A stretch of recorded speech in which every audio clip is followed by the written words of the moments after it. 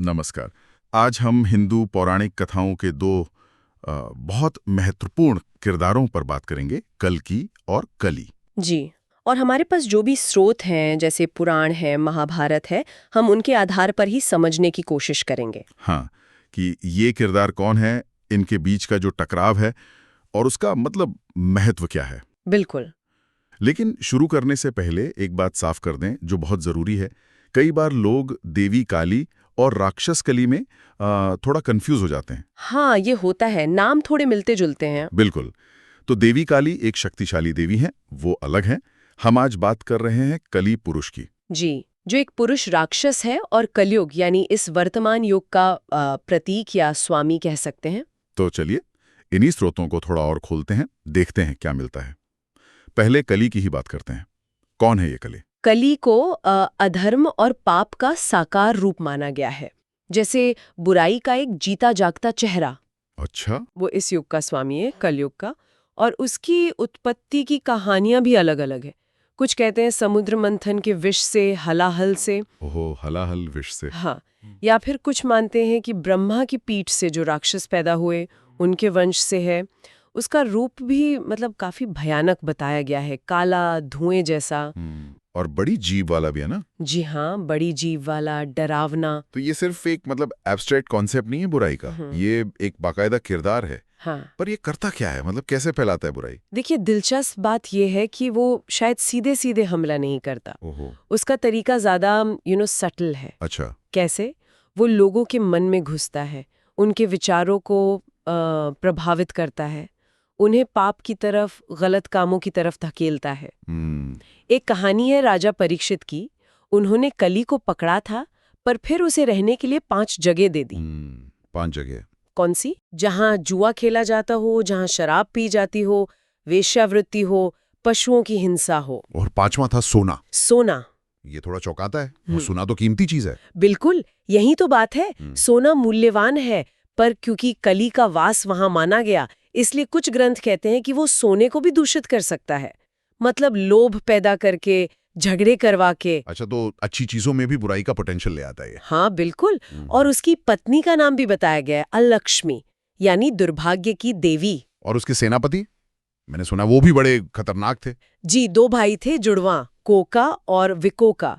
उनके पास एक अजीब सी शक्ति थी, वो एक दूसरे को मौत के मुंह से वापस ला सकते थे। बाप रे, तो उन्हें हराना तो बहुत मुश्किल रहा होगा। हाँ, अजय जैसे ही थे। तो जब कली का असर इतना बढ़ जाएगा, अधर्म फैल जाएगा, तब क्या होगा? यहीं कल्कि आते हैं। एकदम सही। जब कलयुग अपने बिल्कुल चरम पर होगा, कहते हैं राजा चोरों जैसे हो जाएंगे, धर्म लगभग खत्म हो जाएगा, हर तरफ हिंसा, लालच। उफ। तब भगवान विष्णु अपने 10वें और अंतिम अवतार के रूप में आएंगे। वही है कल्कि। कल्कि। नाम का मतलब भी शायद कुछ ऐसा ही है, बुराई का नाश करने वाला। जी हाँ, मलिनता या बुराई का नाश करने वाला। भविष्यवाणियों के अनुसार उनका जन्म शंभाल नाम के गांव में होगा। शंभाल, ये कहाँ है? ये थोड़ा रहस्यमयी है। कुछ इसे उत्तर भारत में मानते हैं, कुछ तिब्बत में। उनके पिता का नाम विष्णु यश और माता का सुमति बताया गया है। और उनका रूप, वो दिखेंगे कैसे? एक तेजस्वी योद्धा, दिव्य आभा होगी उनकी, सफेद घोड़े पर सवार होंगे, जिसका नाम है देवदत्त। देवदत्त, ये नाम सुना हुआ लगता है। हाँ, कहते हैं ये गरुड़ का ही एक रूप है।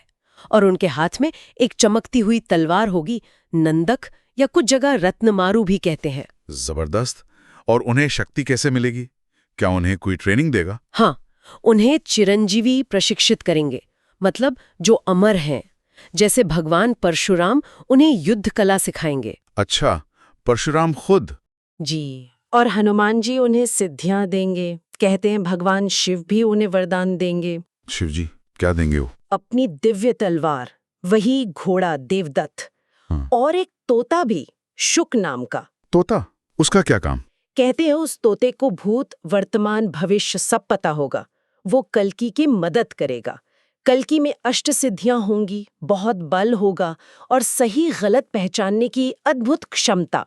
वाह, तो फिर वो कली से भिड़ेंगे? हाँ, फिर होगा महासंग्राम। पहले कल्कि को कोका और विकोका से निपटना होगा। उन जुड़वा भाइयों से जिन्हें मारना मुश्किल था। जी, लेकिन ब्रह्मा जी एक रहस्य बताएंगे कि उन्हें कैसे हराना है। दोनों को अलग करके एक ही समय पर मारना होगा। और कल्कि वही करेंगे। अच्छा, फिर कली की बारी। हाँ, फिर होगा कल्कि और कली का अंतिम युद्ध। इसमें कली हारेगा। कुछ कहते हैं वो भाग जाएगा, कुछ कहते हैं अगले कल्प के कलयुग तक छिप जाएगा। लेकिन इस युग से उसका राज खत्म। बिल्कुल, उसका असर खत्म हो जाएगा। फिर कल्कि बाकी बचे सभी दुष्टों का नाश करेंगे, पृथ्वी को शुद्ध करेंगे और धर्म की फिर से स्थापना होगी। और फिर शुरू होगा सत्य युग, स्वर्ण युग, शांति और सदाचार का समय। जो लोग बचेंगे उनके मन भी शुद्ध हो जाएंगे। तो ये कहानी सिर्फ एक लड़ाई की नहीं है, ये एक तरह से रीसेट बटन जैसा है सृष्टि के लिए। हाँ, बिल्कुल।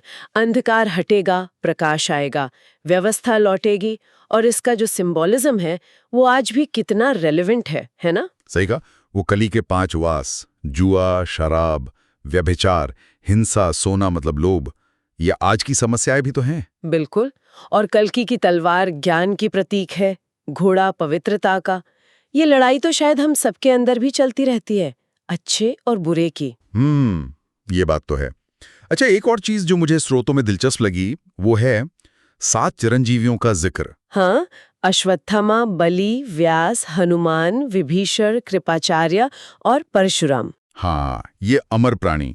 कहते हैं कि ये सबसे बुरे, सबसे अंधकार में समय में भी धर्म को किसी न किसी रूप में जीवित रखते हैं और ये कल्कि की मदद भी करेंगे। जी। ये सोचना कि जब सब कुछ खत्म होता दिख रहा हो तब भी धर्म का एक अंश, एक उम्मीद हमेशा रहती है। ये धर्म की परमानेंस के बारे में क्या कहता है? ये एक सोचने वाली बात है ना।